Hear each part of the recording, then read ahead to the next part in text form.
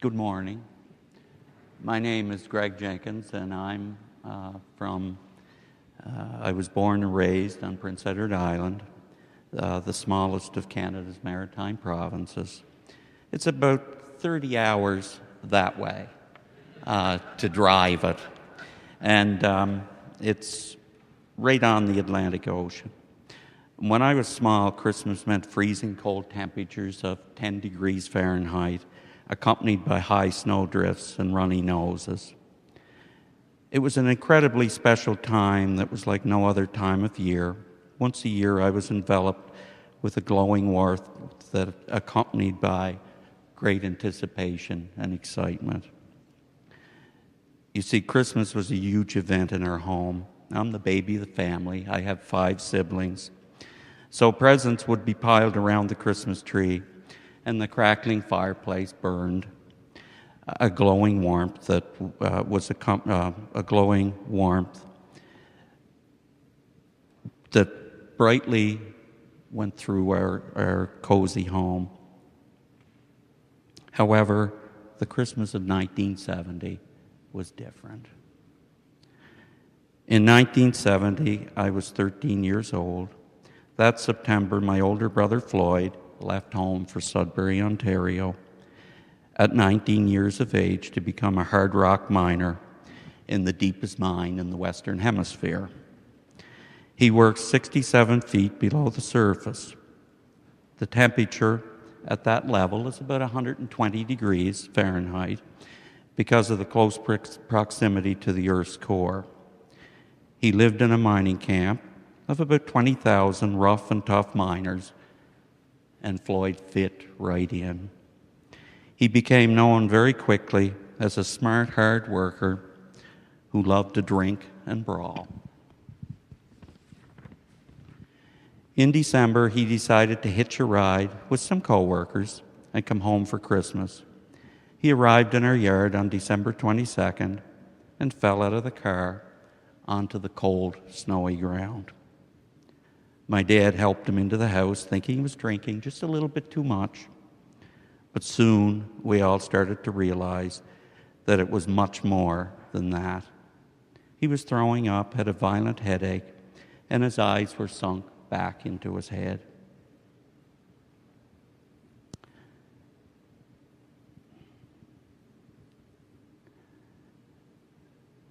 My dad, older brother, and brother-in-law had to take him into the doctor's office so the doctor could examine him. The doctor took one look at him from afar and said, "Get that boy to the hospital immediately."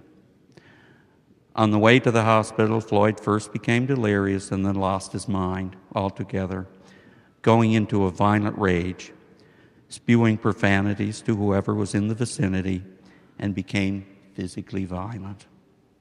The doctors were at a complete loss for a diagnosis. On Christmas Eve, Floyd slipped into a coma and then was only hours away from death.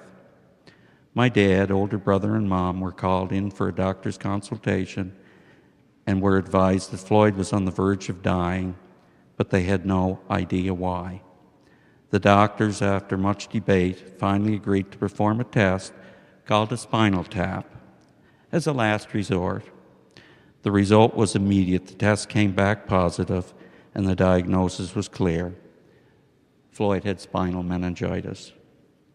They immediately gave him appropriate medicine, but did not know if it was in time to do him any good.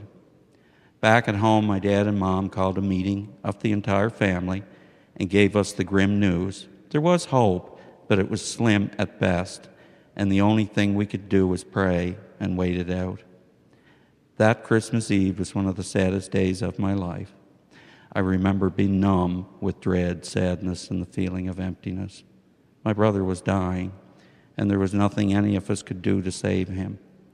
I dreaded the thought of the pain my parents would suffer because I could see the panic they were going through and the great sadness they were feeling at the prospect of losing a much-loved son.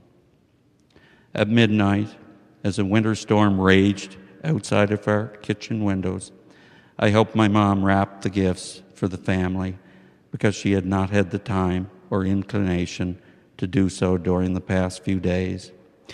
We both cried quietly as we wrapped the gifts. We went to bed that Christmas Eve expecting the worst, but praying for a miracle. On Christmas morning, we awoke to the aftermath of one of the worst storms in recorded history. The power was out, the roads were all blocked with high snowdrifts, and the telephone lines were down. We had no way of finding out if Floyd had survived the night.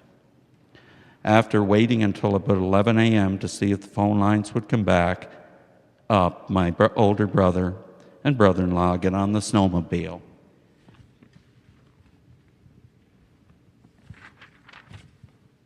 and went to a neighbor's house, the only neighbor in our area that had a private telephone, to see if his phone was working. We waited anxiously for the news. About an hour after my brother returned, he walked through the door crying and told us that Floyd had opened his eyes that morning and said he was hungry and wanted something to eat. The house burst into great celebration as joy and relief washed over all of us. And then suddenly we became very quiet as we all said our private prayers and a big thank you to God for the greatest present we had ever received. The present of a loved one's life. I do not remember any other presents that I received that Christmas of 1970, but I do remember the present from God of my brother Floyd's life, and that's my most cherished Christmas memory.